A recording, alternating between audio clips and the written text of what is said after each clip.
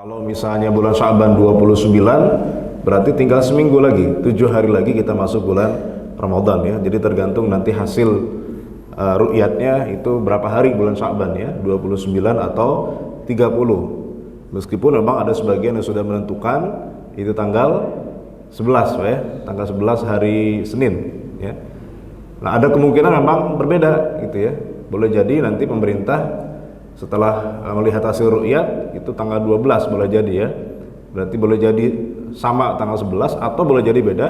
Ada yang puasanya hari Senin, ada yang puasanya hari Selasa ya. Berkaca pada tahun lalu, memang tahun lalu juga sempat kita berbeda Pak ya. Ada yang awal Ramadannya kita berbeda, termasuk lebarannya juga berbeda.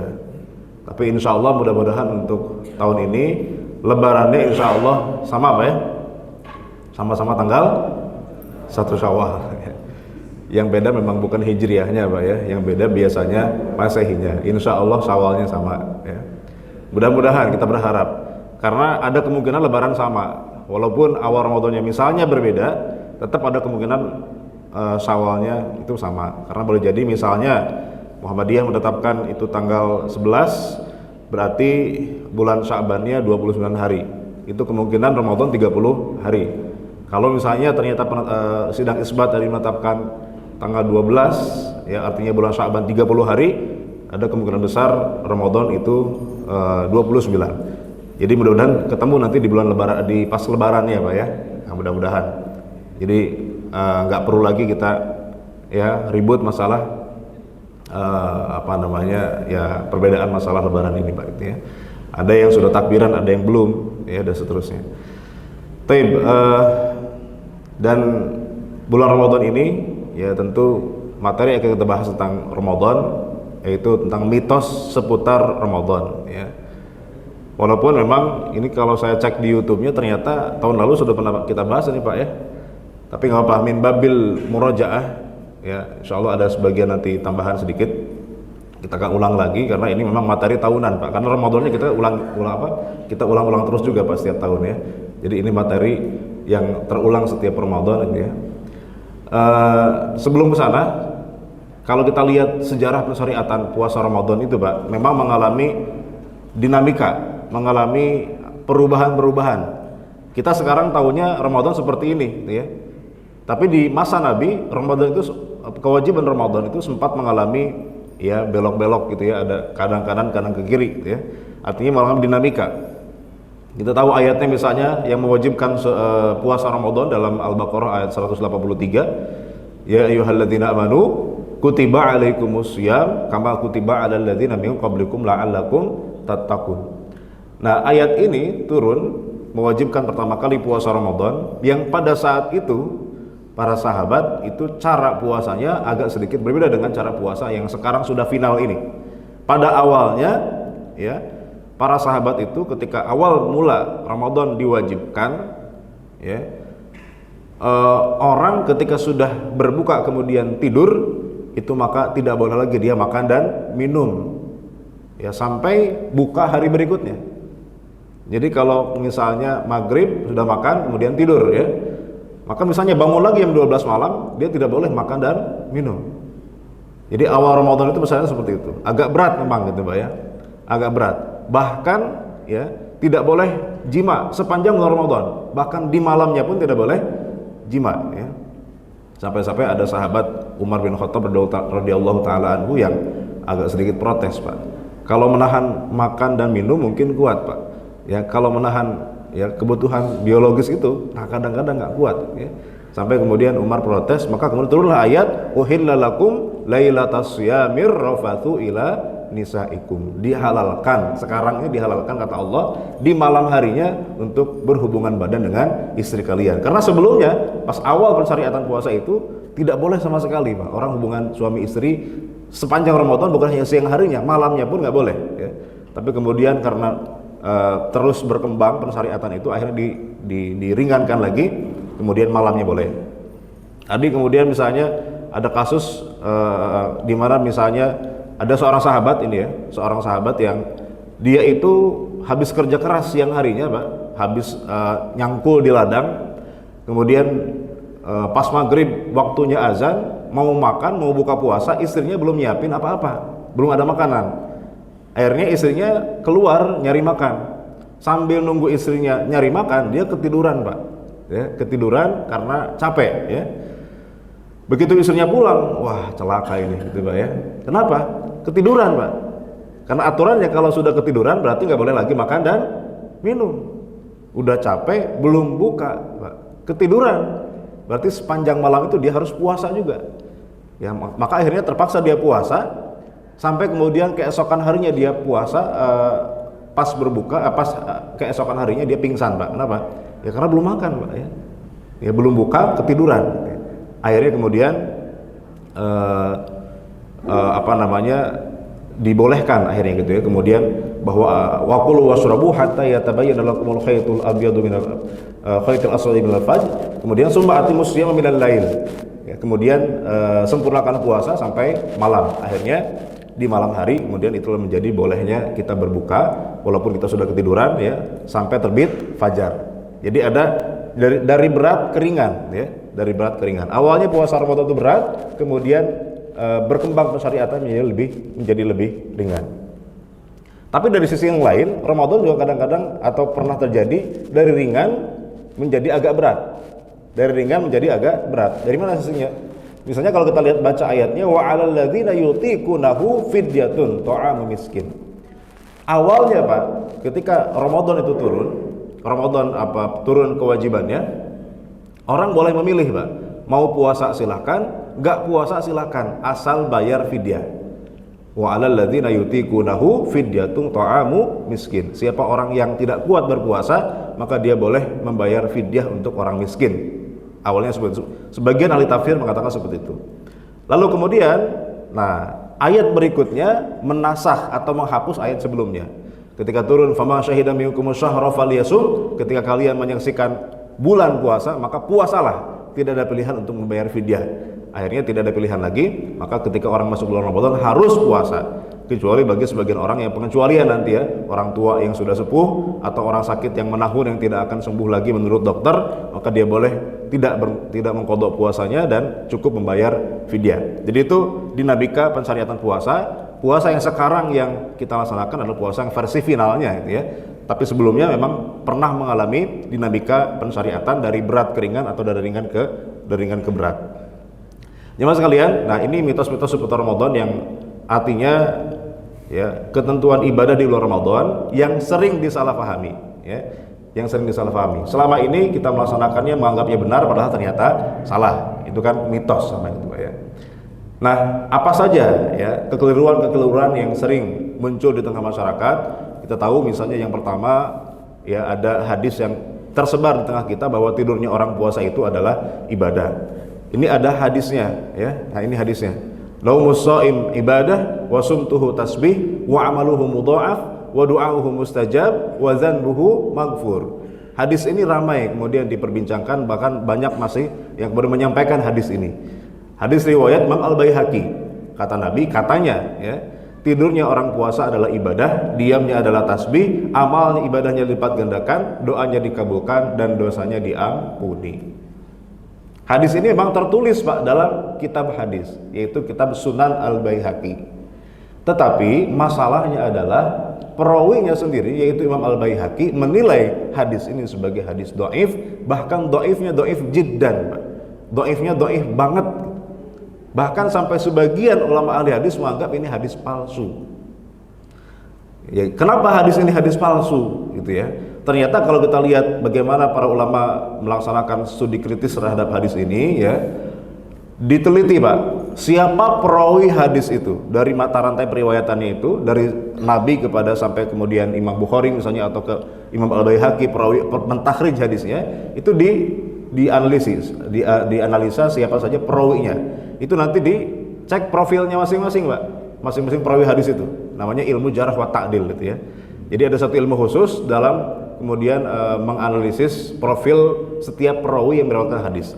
Dari situ nanti ketahuan ya hadis ini dhaif atau sahih gitu ya, dari kualitas perawinya. Misalnya kalau perawinya itu sudah sepuh ya, kadang-kadang ingat kadang-kadang lupa ya, maka boleh jadi hadisnya hadis dhaif. karena ada kekhawatiran dia lupa ketika menyampaikan hadis gitu ya. Atau misalnya ada perawi hadis Pak yang ketahuan suka maksiat ya, perawi hadis yang ketahuan suka maksiat. Nah itu juga nanti akan membuat hadisnya menjadi cacat ya. Jadi ketat ulama dalam memprofile setiap perawi hadis. Nah dalam kasus hadis ini ada satu perawi yang ketahuan namanya Sulaiman bin Amr an-Nakhai ya, yang dinilai oleh rata-rata ahli hadis. Ada Imam Al-Baihaqi, Imam Ahmad, Imam Yahya bin Ma'in ya, kemudian Al-Hafidh Al-Iraqi, Al-Khatib Al-Baghdadi, semua ahli hadis sama-sama satu suara mengatakan bahwa orang ini Sulaiman bin Amr an-Nakhai ini adalah ternyata orang yang suka memalsukan hadis. Gelarnya Al-Kazzab ya. Apa Al-Kazzab itu Pak? Tukang bohong Pak ya. Kalau kadzib itu pembohong, tapi kalau kazzab itu tukang bohong ya. Jadi lebih sering bohongnya Pak ya. Kalau kadzib mungkin bohongnya sekali dua kali, tapi kalau kazzab setiap hari bohong Pak. Bahkan sebagai ahli hadis mengatakan orang ini dajjal. Jadi bukan hanya kazzab tapi dajjal. Apa itu dajjal Pak ya? Itu lebih tinggi daripada tukang bohong Pak ya. Tukang bohong level lebih tinggi lagi, itu dajjal, tukang tipu. Wadda, tukang pemalsu hadis. Jadi memang orang ini terkenal oleh di kalangan para ahli hadis, ini orang yang memang suka memalsukan hadis. Jadi kalau ada hadis diriwayatkan oleh orang ini Sulaiman bin Amr an-Nakhai, sudah pasti hadisnya hadis palsu. Karena memang orang ini tukang bikin hadis palsu. Ya, jadi zaman dulu memang ada Pak, ada sebagian orang, beberapa perawi yang dikenal sebagai pemalsu hadis. Entah itu karena motivasi politik atau kekayaan dan seterusnya, itu banyak motifnya. Tapi ada sebagian orang yang dikenal sebagai pemalsu hadis. Di antaranya adalah Sulaiman bin Amr an-Nakhai ini. Nah, masalahnya adalah hadis tadi, hadis tentang tidurnya orang puasa itu ibadah, itu diriwayatkan oleh Sulaiman bin Amr an-Nakhai. Maka tidak boleh lagi Pak kita meyakini itu sebagai sabda Rasulullah SAW, apalagi menyampaikan ini kata Nabi gitu ya. Apa? Kata Nabi tidurnya orang puasa itu ibadah. Padahal kita tahu itu hadisnya hadis palsu. Ini bahaya Pak. Kenapa? Karena itu berdusta atas nama Nabi. Man kadzdzaba alayya muta'ammidan falyatabawwa maq'adahu minan nar. Siapa yang berdusta atas namaku, maka hendaklah siap-siap tempatnya di mana? Di neraka, kata Rasulullah sallallahu alaihi wasallam. Jadi jangan sampai kita mengatakan ini hadis Nabi, Pak. Hadisnya hadis palsu. Apalagi secara substansi itu juga tidak sesuai dengan ajaran Rasulullah sallallahu alaihi wasallam dan para sahabatnya. Karena di bulan Ramadan justru Nabi dan para sahabat mencontohkan bagaimana produktif beribadah, ya. Memperbanyak amal ibadah justru di bulan Ramadan. Karena bulan Ramadan sejatinya adalah bulan latihan, Pak ya. Latihan keras untuk beribadah dalam kondisi yang tidak ideal. Dalam kondisi kita lapar dan dahaga, kita diperintahkan memperbanyak ibadah. Itu seharusnya, bukan kemudian leha-leha bermalas-malasan, apalagi kemudian menghabiskan sepanjang hari untuk tidur. Makanya kan orang puasa itu butuh niat, Pak. Ya, orang puasa itu butuh niat. Orang yang puasanya tidak pakai niat, maka tidak sah puasanya. Apa yang membedakan antara orang puasa yang niat dan tidak niat? Contoh begini, Pak. Ada orang misalnya dia begadang semalaman, ya, kemudian tidur sepanjang hari, Pak. Dan selama tidur itu dari subuh sampai maghrib dia nggak makan dan nggak minum. Ya, dia nggak niat puasa, memang karena ketiduran aja, Pak. Ya, saking begadangnya habis nonton bola misalnya gitu, Pak. Ya. Nah, apakah dia mendapatkan pahala puasa, Pak? Ya. Padahal dia nggak niat puasa, tapi dia puasa, artinya dia menahan lapar, menahan dahaga, tidak makan, tidak minum sepanjang hari. Dapat pahala apa enggak, Pak? Ya nggak dapat, karena innamal a'malu bin niat. Ya, amal itu tergantung pada niat. Jadi harus berniat untuk beribadah puasa. Ya. Nah tidur juga sama, gitu, Pak. Tidur itu ya bisa jadi ibadah, bisa enggak sebetulnya. Ya, tidur kalau diniatkan ibadah bisa jadi ibadah enggak, Pak? Ya, misalnya Pak, ada orang yang sama-sama tidur nih di masjid. Ya, sama-sama tidur, sama-sama nyender di belakang gitu, Pak ya. Sama-sama nyari spot yang terbaik pokoknya gitu, Pak ya.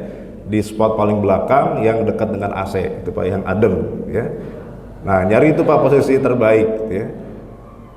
Yang ngoroknya sama gitu, Pak, iramanya sama, misalnya gitu, Pak ya. Tapi yang satu niat iktikaf. Yang satu karena memang ya capek aja habis kerja, dia istirahat aja, numpang istirahat di masjid, Pak, ya. Numpang istirahat di masjid doang, tiduran di masjid. Yang satu niatin iktikaf. Beda nggak Pak pahalanya Pak? Beda. Karena amal itu tergantung dengan niatnya. Kalau niatkan iktikaf, dia ibadah, kemudian dia capek ketiduran gitu ya, jadi ibadah. Tapi kalau cuma sekedar numpang tidur dia di masjid, ya tidak ada niat ibadahnya, tentu tidak dicatat sebagai sebuah amal ibadah ya. Jadi tidur itu pada dasarnya bukan ibadah tersendiri gitu ya. Nah, jangan diyakini seperti itu. Kalau seperti itu kita bisa punya pandangan begini Pak, baca Quran kan ibadah ya, sholat juga ibadah, tidur di bulan Ramadan juga ibadah. Mending mana Pak? Mending sholat, mending baca Quran, mending tidur kalau gitu. Kalau semua sama-sama ibadah, mending tidur Pak kalau gitu ya. Nah, maka tidur itu bukan ibadah sebagai ibadah mandiri gitu ya. Tidur memang bisa jadi ibadah dengan syarat niatnya niat ibadah. Gimana niat ibadah tidur itu Pak? Misalnya ya, dia tidur dengan niat nanti bisa bangun lebih semangat lagi untuk baca Quran gitu Pak ya. Jadi nyimpen tenaga buat nanti bisa baca Quran, bisa tadarus lebih lama lagi supaya seger nanti pas bangun. Nah, itu boleh Pak. Artinya bisa bernilai ibadah. Tidur yang diniatkan untuk kemudian bisa beribadah. Atau nanti para ulama mengatakan tidur yang bisa jadi nilai ibadah juga, misalnya ketika diniatkan untuk menutupi porsi yang hilang ketika malam kita pakai buat begadang ibadah. Malamnya kita tahajud, malam kita taraweh ya, sehingga kita begadang dan kurang tidur, siangnya kita tutup Pak, kita tambah dengan ya tidur juga. Maka tidur itu bisa bernilai sebagai sebuah pahala. Ya, asal tentu tidak meninggalkan kewajiban Pak ya, bukan di waktu kerja dan seterusnya, bukan ya. Untuk menambal waktu yang hilang ketika malam karena dipakai untuk ibadah, itu juga bisa bernilai pahala. Atau yang ketiga, tidur bisa bernilai ibadah ketika diniatkan ya untuk menghindari dosa. Ya, karena selama ini berdasarkan track record kita gitu Pak ya, sehari-hari biasanya banyak dosanya ketimbang amal baiknya. Karena kita setiap hari pegang HP, dan kalau pegang HP Pak, nah itu biasanya kemana-mana tuh Pak gitu ya, larinya. Ya, istilahnya sekarang apa, FYP-nya kemana-mana gitu Pak ya, pas pegang HP itu. Akhirnya daripada saya ada risiko berbuat dosa, mending tidur aja deh gitu ya. Nah, tidur seperti itu untuk niat menghindari dosa, walaupun ini levelnya level paling bawah ya.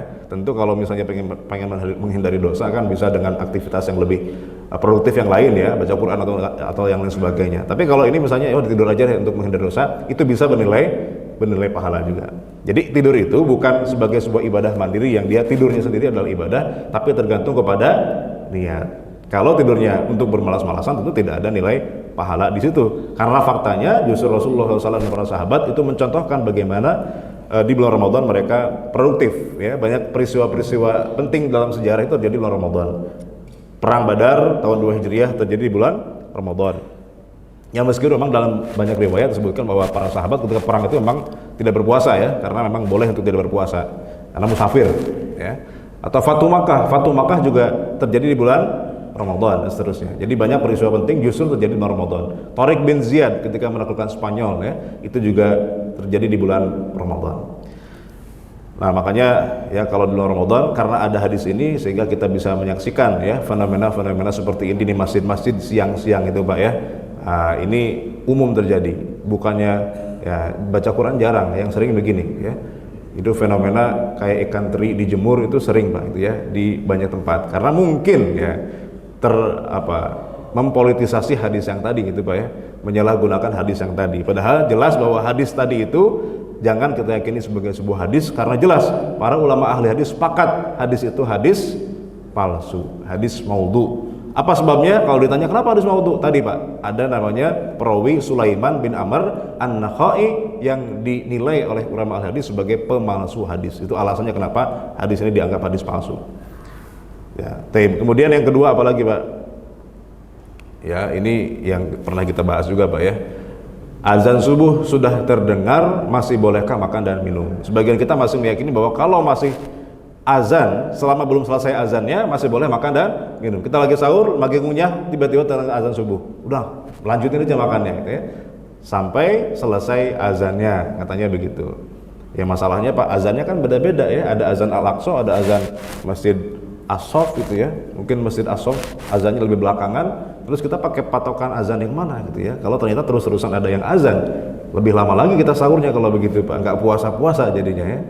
Makanya sebetulnya ya ini mitos gitu ya. Artinya ini kesalahpahaman ya, bahwa tidak ada, bahkan ulama 4 mazhab itu sepakat bahwa kalau sudah azan subuh maka sudah start kita puasa berdasarkan surah Al-Baqarah 187, wa kulu washrabu hatta yatabayyana lakumul khaytul abyadu minal khaytil aswadi minal fajr tsumma atimmus shiyama ilal lail. Makan dan minumlah hingga jelas bagimu perbedaan antara benang putih dan benang hitam, yaitu waktu fajar. Jadi waktu fajar adalah batas kita boleh makan dan minum, kata Al-Qur'an gitu ya.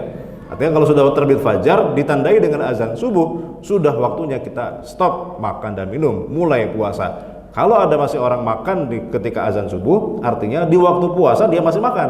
Batal nggak puasanya berarti, Pak? Batal, dan dia harus mengqadha nanti di luar Ramadan, dan dia harus imsak. Dia harus tetap menahan lapar dan dahaga karena itu kesalahannya sendiri. Ya, dia tetap harus puasa, dan tapi dia tetap wajib mengqadhanya di hari lain. Kalau pas azan subuh dia masih makan, masih minum, gitu Pak ya. Dan ini kesepakatan 4 mazhab, semua ulama 4 mazhab. Ya, bahkan Imam An-Nawawi itu mengatakan jika orang mengunyah makanan saat sahur ya, lalu terdengar azan subuh, maka ia wajib memuntahkan makanannya, Pak. Jadi bukan malah ditelan, Pak. Tanggung Pak, udah masuk mulut gitu ya, ditelan aja deh, mumpung azannya belum selesai, Pak. Nggak boleh. Imam Nawawi mengatakan harus dimuntahkan. Dan ini kesepakatan untuk mazhab. Kenapa? Itu sudah masuk waktu subuh, Pak. Sudah start. Sudah masuk waktu puasa. Ya, kalau masih makan, masih ditelan, itu masih berarti kita puasanya batal, ya. Lalu ada sebagian memang yang mengatakan masih boleh. Dari mana pendapat seperti itu ya? Mungkin ada kesalahpahaman terhadap dua hadis ini ya, bahwa memang Nabi pernah mengatakan kalau ya salah seorang di antara kamu mendengar azan, di tangannya ada piring, ada makanan, maka habiskan dulu makanannya. Kata Nabi begitu ya. Ketika azan terdengar, habiskan dulu makanan. Dalam riwayat yang lain, Umar mengatakan bahwa sholat telah dikumandangkan iqomahnya, kemudian Umar masih megang wadah makanan. Kemudian Umar tanya kepada Rasulullah, "Ya Rasulullah, bolehkah saya meminum makanan ini? Minuman ini?" Kata Rasulullah, "Na'am." Fasyaribaha, maka Umar pun meminumnya. Padahal sudah qomat. Bukan azan lagi, Pak. Ini sudah qomat. Umar nanya ke Rasulullah, "Bolehkah saya minum?" Kata Nabi, "Boleh." Diminum sama Umar.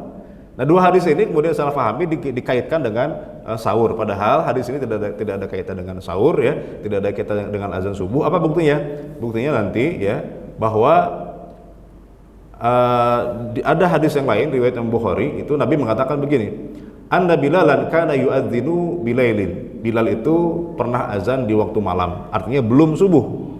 Di masa Nabi ada 2 azan, Pak. Azan sebelum subuh dan azan pas waktu subuh. Kalau sebelum subuh yang azan itu namanya Bilal bin Rabah. Ketika datang waktu subuh, yang azan orang lain lagi, yang azan namanya Abdullah bin Ummi Maktum. Nah, kata Nabi, kalau Bilal yang azan, maka silahkan makan dan minum. Kulu washrabu hatta yu'adzina Ibnu Ummi Maktum, sampai terdengar azannya Abdullah bin Ummi Maktum. Fa innahu la yu'adzinu hatta yata'al fajru, karena dia Abdullah bin Ummi Maktum ini tidak akan azan kecuali kalau sudah terbit fajar, sudah masuk waktu subuh. Artinya kalau sudah azan kedua, sudah azan subuh, berarti tidak boleh makan dan minum. Bolehnya makan dan minum itu ketika, kata Nabi di sini dalam hadis ini, kalau azannya masih azan Bilal ya, azan pertama. Mungkin di sini nggak ada Pak ya 2 kali azan. Kalau di kampung saya itu masih ada, masih mengamalkan hadis ini tuh Pak ya. Jadi azannya 2 kali. Ada azan yang jam 3 atau setengah 3 itu sudah azan. Tapi itu bukan azan subuh, itu azan awal biasa disebutnya ini ya. Untuk supaya orang siap-siap tahajud, kemudian sahur dan seterusnya.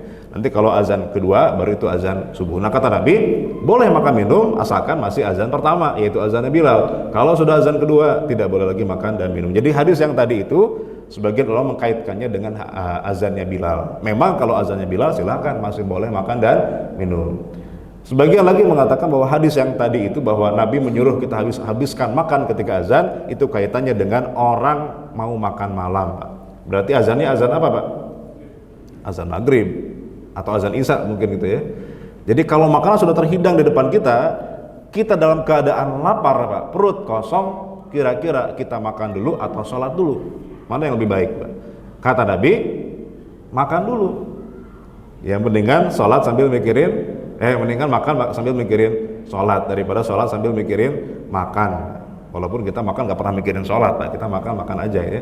Artinya daripada kita sholatnya tidak khusyuk, nah dua syarat itu terpenuhi. Pertama, dia dalam keadaan lapar, makanan sudah terhidang.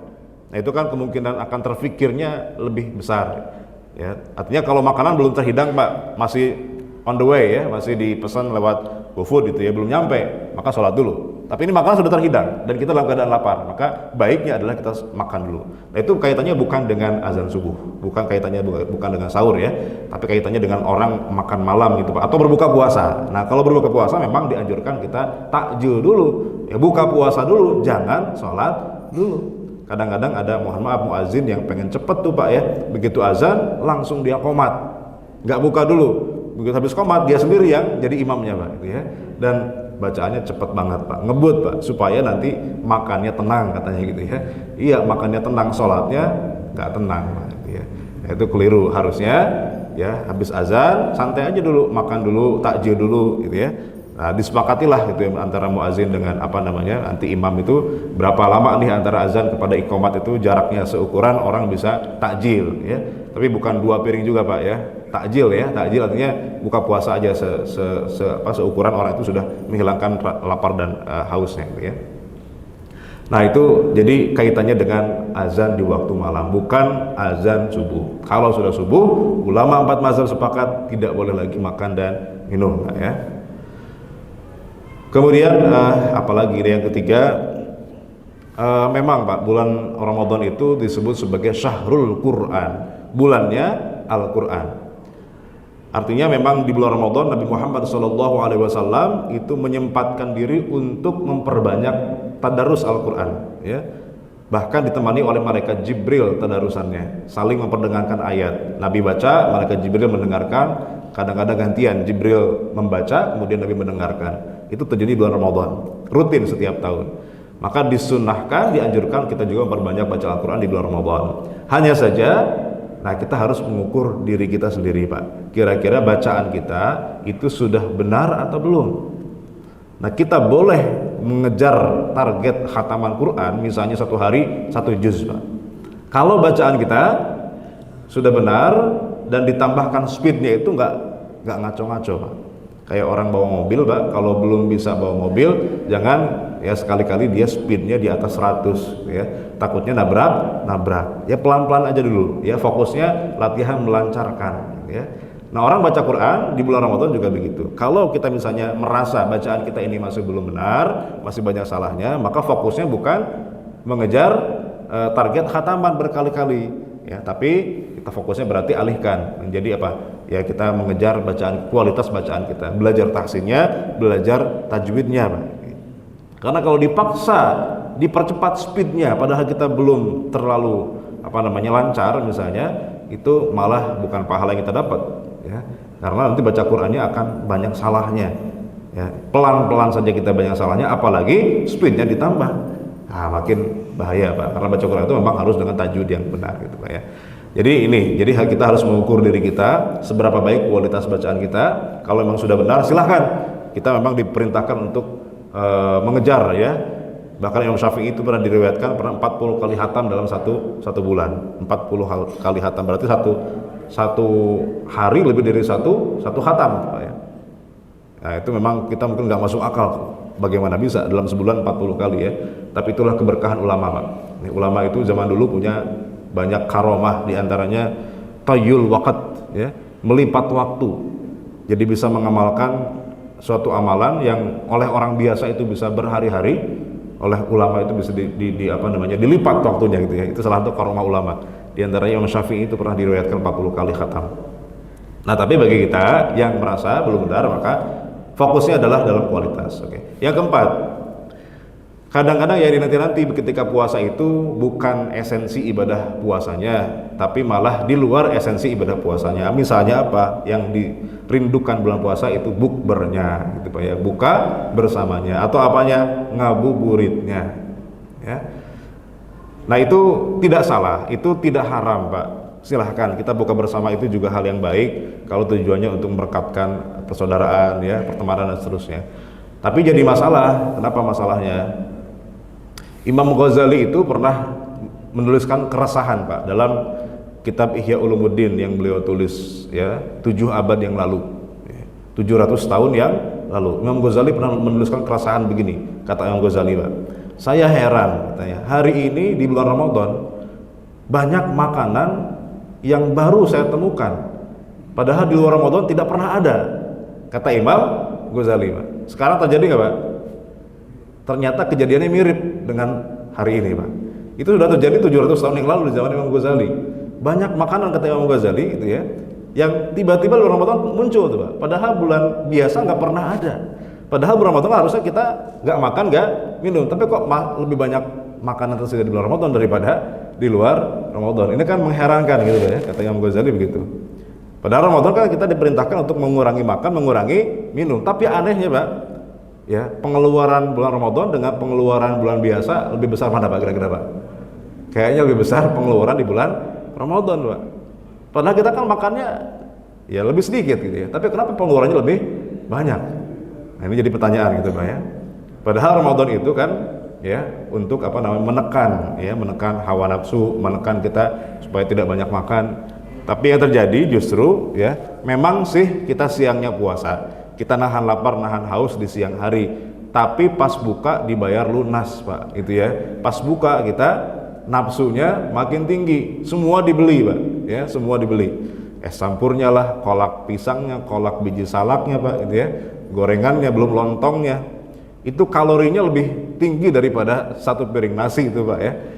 Jadi kalau dihitung-hitung kayaknya sih bulan Ramadan memang wajar kalau pengeluaran lebih besar, karena ternyata kita makannya cuma pindah jam tayang aja, Pak, ya.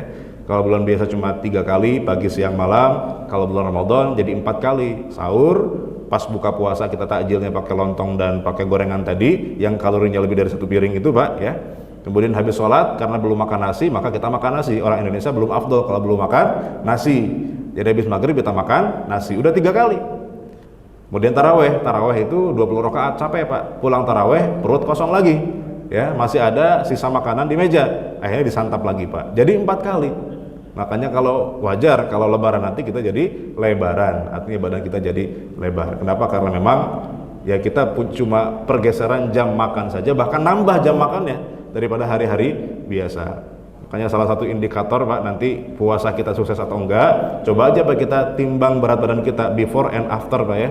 Sebelum Ramadan berapa kilo, setelah Ramadan berapa kilo. Kalau ternyata naik, nah itu jadi pertanyaan, Pak. Ramadan kita bermasalah berarti, gitu, Pak, ya. Walaupun bukan cuma itu ukurannya ya, tapi itu indikator yang paling simpel kita bisa ukur, gitu ya. Nah, kalau kita lihat Nabi Muhammad SAW bagaimana bukanya sebetulnya, jauh dari mungkin kebanyakan kita, Pak, ya. Nabi itu tidak pernah ada riwayat Nabi pernah beli es campur, gitu ya. Nabi pernah jajan gorengan sama lontong, gitu ya. Nggak pernah ada riwayatnya, Pak. Kalaupun ada, sudah pasti hadisnya hadis palsu. Rawahu tukang gorengan, gitu, Pak, ya. Sama kayak ada berbukalah dengan yang manis, katanya gitu, Pak, ya. Itu jelas hadisnya hadis palsu, riwayat Sirop Marjan kalau itu, Pak, ya. Itu kan kalau di iklan Sirop Marjan suka ada, Pak, berbukalah dengan yang manis, seolah-olah itu hadis karena ada tanda kutipnya, gitu ya, walaupun tidak ada HR-nya, gitu ya. Itu HR-nya HR Sirop Marjan kalau itu, Pak, gitu ya. Nah, itu sama sekali nggak ada. Bagaimana Nabi puasanya, buka puasanya? Nabi itu dalam riwayat disebutkan selalu berpuasa itu dengan kurma, ya, fa'ala rutobat, dengan beberapa butir rutob, beberapa butir, Pak, bukan sepiring penuh, ya, beberapa butir kurma rutob, kurma segar, kurma yang mesti dipetik, baru dipetik dari pohonnya. Kalau tidak ada rutob, nah, lalu kemudian Nabi bukanya dengan apa? Dengan tamar itu kurma yang sudah kering. Kalau tidak ada tamar, maka Nabi cukup minum beberapa teguk air putih. Kalau kita, Pak, wah itu nggak bisa begitu, Pak, ya. Cuma 3 butir kurma mah, ya, ganjal juga enggak, Pak, itu ya. Apalagi belum makan nasi, itu ya. Nah, itu memang agak sulit. Ya itulah namanya puasa khawasul khawas, kata Imam Ghazali. Puasa orang yang sudah ya khusus itu ya memang seperti itu. Kalau kita kan puasanya masih puasa awam gitu, Pak, ya. Puasa sekedar di siang harinya aja kita menahan lapar dan dahaga, pas bukanya kita bayar lunas. Nah, kalau Nabi memang enggak, ya sampai buka pun ya bukanya dengan hal yang sederhana, cukup dengan beberapa butir kurma saja. Itu seharusnya seperti itu. Nah, bukber ini kadang-kadang kita juga berlebihan, Pak. Ya, kadang-kadang kita berlebihan. Kita nyari restoran yang mahal, kita nyari makanan yang enak, gitu ya. dan seterusnya. Padahal kalau kita lihat esensi ibadah puasa itu, justru ibadah puasa melatih kita kesederhanaan. Dengan nikmat yang sederhana, makanan yang apa adanya bisa terasa nikmat karena telah berpuasa. Itu esensi kita berpuasa. Farhatun inda fitri, ada kebahagiaan bagi orang berpuasa ada dua. Pertama ketika berbuka, kata Nabi, dan ketika bertemu dengan Tuhannya. Nah, kebahagiaan ketika berbuka itu bukan masalah seberapa mahal makanannya, seberapa enak makanannya, Pak. Hanya dengan satu butir gorengan saja itu sudah luar biasa kita berbuka. Kenapa? Karena nikmat itu baru terasa kalau sudah pernah kehilangan. Nah, kita dipaksa kehilangan nikmat itu selama sepanjang hari. Maka ketika berbuka akan terasa nikmatnya walaupun dengan makanan yang sederhana. Itu esensi dari ibadah puasa. Nah, kalau kita malah kemudian bukanya dengan hal yang mewah ya, dengan makanan yang bukan nggak boleh, Pak. Tapi ya jangan sering-sering gitu, Pak ya.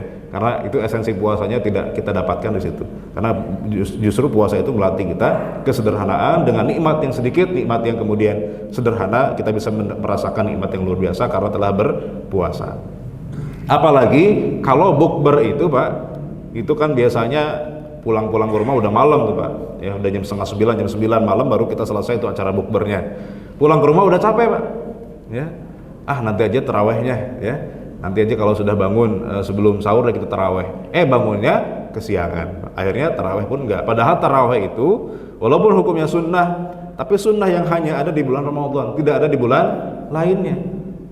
Jadi sayang kalau kita sampai melewatkan ibadah yang khas di bulan Ramadan ini, yaitu ibadah taraweh, hanya gara-gara kita kemudian bukber, ya. Bukan berarti nggak boleh, sekali lagi, tapi itu kita harus tempatkan di posisi yang benar supaya kita tidak mengorbankan ibadah yang satu ini, ibadah yang khas di bulan Ramadan. Tidak ada taraweh di bulan lain, ya, hanya ada di bulan Ramadan.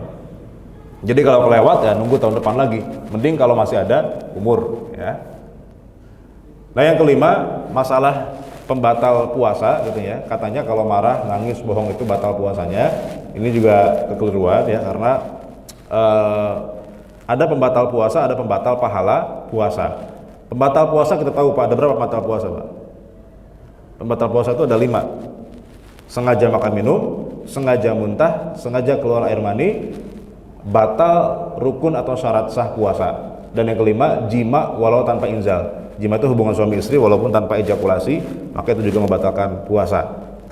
Nah, inilah yang disepakati ulama sebagai pembatal puasa, ya. Walaupun secara konsekuensi nanti berbeda. Yang 4 pertama itu hanya wajib qadha saja. Kalau yang terakhir, yang kelima, itu selain wajib qadha juga wajib bayar kafarat. Yaitu yang hubungan suami istri itu selain qadha dia wajib bayar kafarat. Kafaratnya apa? 3 pilihannya: membebaskan seorang budak. Karena budak sekarang sudah nggak ada, maka pilihan kedua, puasa 2 bulan berturut-turut. Jadi berturut-turut. Di hari ke-59 kita batal, ngulang dari 0 lagi. Berat, memang berat. Maka ada opsi yang ketiga, yaitu memberi makan 60 orang fakir miskin. Ini pembatal puasa yang disepakati. Ya. Nah, selain itu, maka tidak membatalkan puasa.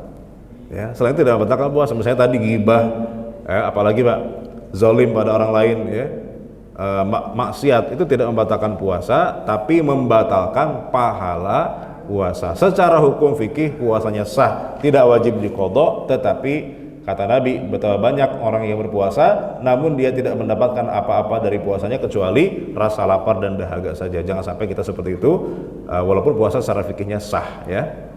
Taib. Nah, terakhir, Pak, yang keenam, ya, belum terakhir, ya. Telat qadha Ramadan, apakah qadha jadi double, ya? Jadi ada pemahaman sebagian masyarakat yang kalau dia misalnya telat bayar puasanya sampai masuk Ramadan berikutnya, selain dia dia berarti qadhanya harus double, dikali 2. Misalnya dia punya utang 5 hari nggak puasa, Pak. Kemudian dia tunda-tunda sampai masuk Ramadan berikutnya. Maka kewajibannya nambah jadi 2 kali lipat, jadi 10 hari. Nah, ini pemahaman yang kurang tepat karena tidak ada ulama yang mengatakan seperti itu, ya.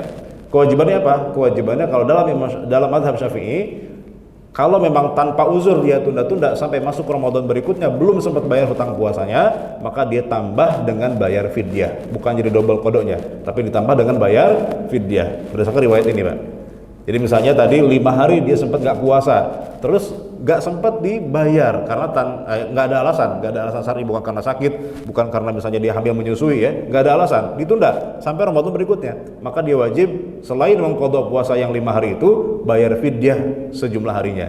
Berarti 5 hari puasa plus 5 kali bayar fidyah.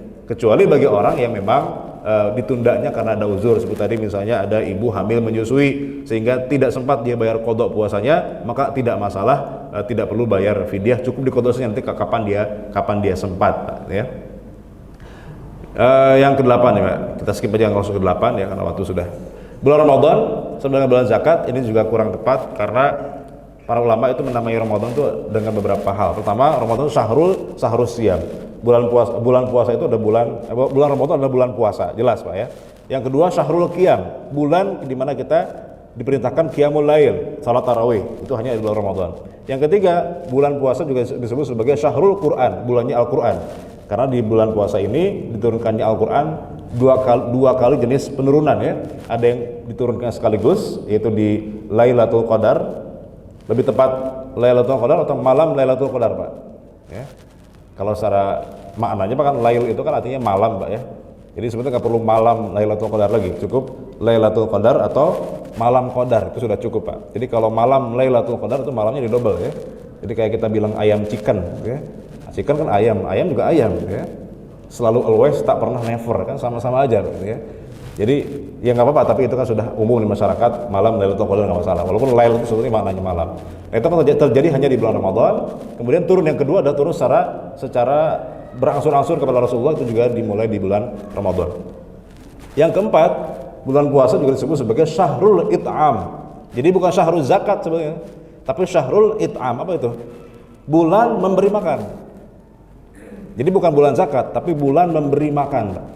Kenapa? Karena di bulan ini khusus ada perintah kita memberi makan. Sedekahnya sedekah khusus, sedekah memberi makan. Zakatnya zakat khusus. Itu zakat apa? Zakat fitrah.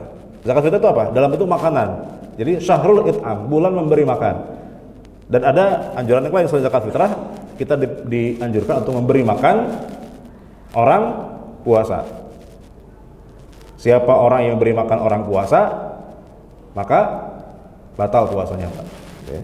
Nggak boleh Pak gitu ya, orang puasa kok dikasih makan ya. Bunyi hadisnya kan manfaat toro so iman ya. Jangan kejebak Pak. Manfaat toro so iman, siapa orang yang memberi orang yang berbuka puasa, memberi makan orang berbuka puasa, itu kan bunyi hadisnya. Nah, jadi bukan memberi makan orang puasa, orang lagi puasa kalau suruh makan Pak ya, dosa Pak, ya. Sama kayak haram ya orang ziarah di kubur, nggak boleh Pak, itu ya, haram ya. Orang ziarah di kubur kok ya, nggak boleh ya. Sama kayak orang sholat pakai sarung, nggak boleh Pak, batal sholatnya. Ya pakai sarungnya di luar sholat maksudnya, bukan di dalam, bukan lagi sholat nggak pakai sarung. Ya.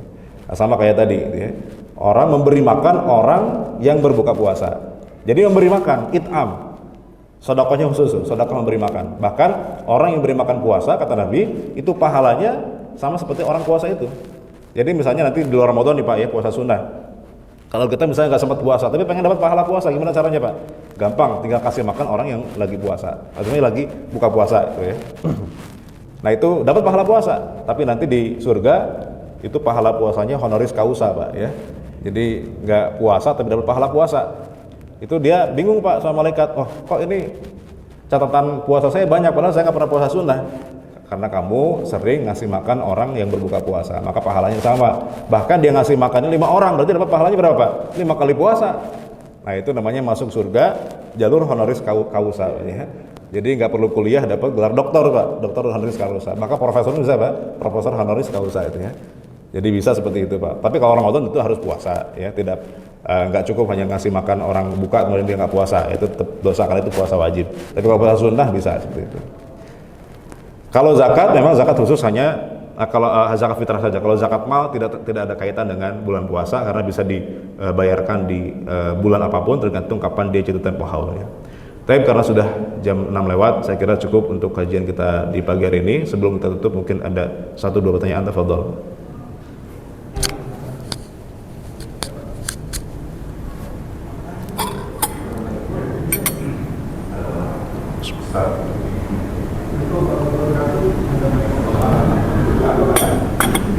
Yang mana dulu ya Pak? Yang megang mic dulu ya. Ini ada 2 yang megang mic soalnya. Ya.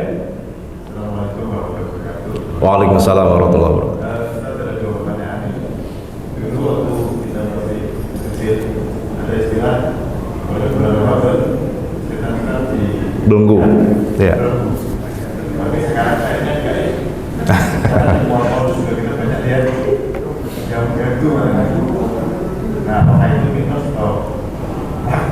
Iya, iya. Yang pertama, yang kedua, ini contoh kasus. Sekarang kalau pada saat kita nggak ada, langsung buka. Nah ternyata ada beberapa teman saya itu yang dia bilang waktu puasa itu sampai terbenamnya matahari. Jadi Yeah. pada saat dia dengar ada maghrib, dia masih tunggu 10 menit. Lalu baru berbuka. Kalau melihat masih kelihatan matahari, masih warna oranye ya. Pada saat bahwa itu belum terbenam matahari. Iya, iya. Gimana Ustaz? Baik. Yang pertama, mitos atau fakta bahwa setan itu dibelenggu. Yang jelas hadisnya sahih, Pak. Wasul silatis syayatin, ya. Futihat ababus sama, wa ghuliqat abwabun nar, wasul silatis syayatin. Bahwa di luar itu akan dibuka selebar-lebarnya pintu langit, ditutup serapat-rapatnya pintu neraka, dan akan dibelenggu setan-setan. Yang jadi masalah adalah bagaimana pemahaman terhadap hadis ini. Nah, di sini ulama beda pendapat. Ada yang memahaminya secara harfiah, artinya memang benar setan itu pada faktanya dibelenggu. Nah, cuma kenapa kok banyak orang yang masih maksiat, banyak orang yang kemudian gak puasa dan seterusnya? Itu bukan salah setannya. Berarti setan berhasil mengkader dia, nggak perlu digoda, sudah otomatis, autopilot gitu Pak ya. Artinya dia sudah berhasil dikader setan di bulan sebelumnya. Nah, berarti bukan karena godaan setan. Ada yang bilang seperti itu. Atau penafsiran yang kedua bahwa yang dimaksud dengan dibelenggunya setan itu adalah maradatus syayatin.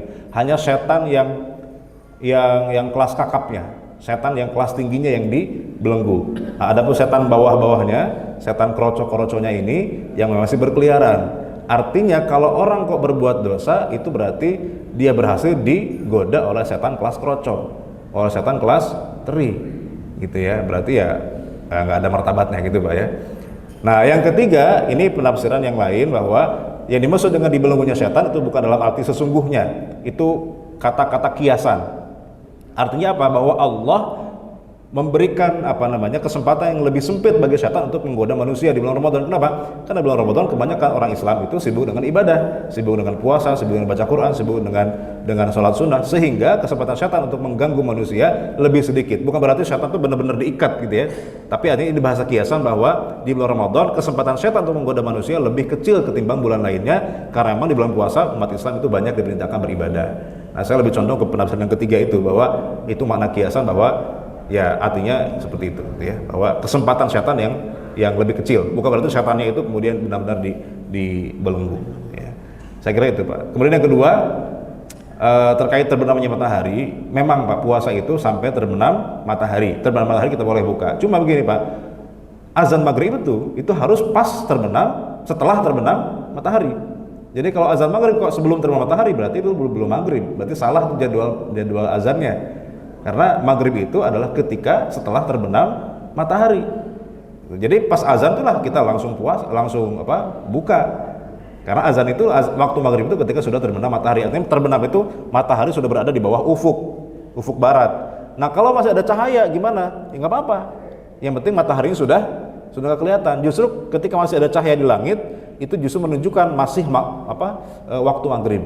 Karena kalau sudah hilang cahaya itu, sudah benar-benar gelap langit, berarti sudah masuk waktu isya gitu Pak. Jadi justru ketika azan maghrib yang menunjukkan itu sudah terbenam matahari gitu Pak. Langsung buka. Baik, sudah bisa menjawab. Ada lagi silakan. Waalaikumsalam warahmatullahi wabarakatuh. Ada sikap kalau faktor-faktor itu kalau darah itu haid ya. Tapi kalau bagaimana kalau ambil darah, kemudian bisa darah atau donor darah, lokal misalnya puasa. Baik, ini juga baik. Itu aja Pak. Ada dua hadis yang kita dengar ya tentang berbekam khususnya ya. Nanti dikiaskan kepada donor darah dan seterusnya. Satu riwayat mengatakan aftaral hajim wal mahjum. Nabi mengatakan bahwa aftaral hajim wal mahjum, orang yang membekam dan yang dibekam dua-duanya batal puasanya. Hadisnya hadis sahih. Jadi bukan cuma yang dibekam Pak, yang ngebekam pun batal. Ini dipakai oleh mazhab Hambali. Jadi mazhab Hambali mengatakan berbekam itu batal puasanya. Tapi nanti kita menemukan ada riwayat yang lain yang juga sahih hadisnya, bahwa ihtajama Rasulullah sallallahu alaihi wasallam wa huwa shaim. Nabi pernah berbekam dalam keadaan beliau sedang berpuasa. Nah inilah hadis kedua ini yang dipakai oleh jumhur ulama, oleh madzhab Syafi'i, madzhab Hanafi, madzhab Maliki mengatakan berbekam tidak membatalkan puasa. Adapun hadis yang sebelumnya tadi itu sudah mansukh, sudah dihapus.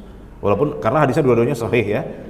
Hadis yang terakhir itu hadis yang Nabi berbekam ketika berpuasa sehingga tidak membatalkan. Artinya berbekam tidak batal, termasuk hal yang serupa dengan bekam. Contoh apa? Ya donor darah. Asalkan habis donor darah jangan dimakan tuh Pak, bubur kacang hijaunya jangan ya, atau pop mie-nya jangan dimakan itu ya. Kalau itu dimakan ya batal. Tapi kalau cuma donor darah, mengeluarkan darah, itu tidak membatalkan. Karena kaidahnya begini Pak, batal puasa itu karena ada yang masuk, bukan karena ada yang keluar. Gitu Pak ya. Nah kecuali kalau muntah sengaja atau keluar air mani itu beda lagi ya. Tapi kalau masuk makan, keluar darah artinya itu tidak membatalkan puasa. Yang jadi khilafiyah itu nanti kalau transfusi darah. Nah, ini ulama beda pendapat. Ada orang misalnya bukan transfusi cuci darah ya. Jadi dikeluarkan darahnya, dibersihkan di mesin, kemudian dimasukkan lagi ke dalam tubuhnya. Apakah batal puasanya atau enggak? Yang jelas Pak, orang sakit memang boleh dia enggak puasa. Kalau orang sakit ya boleh enggak puasa. Jadi amannya enggak usah puasa, nanti diqadha aja kalau sudah sembuh misalnya gitu. Gitu Pak ya. Baik. Ya, silakan. Tata cara untuk sholat tarawih itu tadi hadisnya apakah penuhi semua sholat tarawih dan witir, kemudian atau adakah kemungkinan untuk menyelesaikan sholat tarawih witirnya kemudian setelah mulai di menjelang subuh? Ya, sebetulnya kalau witir itu kan ada hadis mengatakan bahwa witir itu sholat penutup malam. Jadi kalau bisa witir ditaruhnya di belakang. Cuma kalau kita sholat tarawihnya berjamaah bersama imam, yang biasanya langsung witir, maka lebih afdal kita ikut witir bersama imam. Karena ada hadis saya mengatakan kalau kita sholat berjamaah isya bersama imam sampai selesai, maka kita dicatat seperti kita menghidupkan malam dengan sholat sepanjang malam. Ya. Jadi lebih baik, kecuali kalau sholat sendirian. Kalau sholat sendirian di rumah, kita sholat tarawih dulu. Habis isya, sholat tarawih, jangan dulu witir. Nanti witirnya kalau sudah mau sahur gitu ya, kita lanjutkan witir. Kalau mau tahajud lagi, kecuali kalau kita nggak mau tahajud lagi, ya sudah kita langsung witir saja habis tarawih. Jadi kalau mau tahajud lagi nanti malam, berarti witirnya kalau bisa ditunda sampai setelah tahajud. Kecuali kalau kita berjamaah bersama imam. Kalau kita berjamaah bareng imam, maka witirnya bareng imam kalau bisa. Nah, adapun kalau kita mau tahajud lagi boleh. Tapi tidak perlu kita witir lagi karena la witroni fi lailah. Tidak ada dua witir dalam satu malam. Jadi kalau sudah witir sekali habis taraweh cukup itu, nanti habis itu tahajud lagi silahkan dan nggak perlu witir lagi Pak gitu. Adapun hadisnya tentang taraweh itu memang sampai kepada kita bahwa Nabi itu salat taraweh cuma 3 malam saja dan setelah itu Nabi tidak taraweh lagi berjamaah di masjid karena alasannya takut diwajibkan. Karena waktu itu kan Jibril masih turun, masih bawa syariat.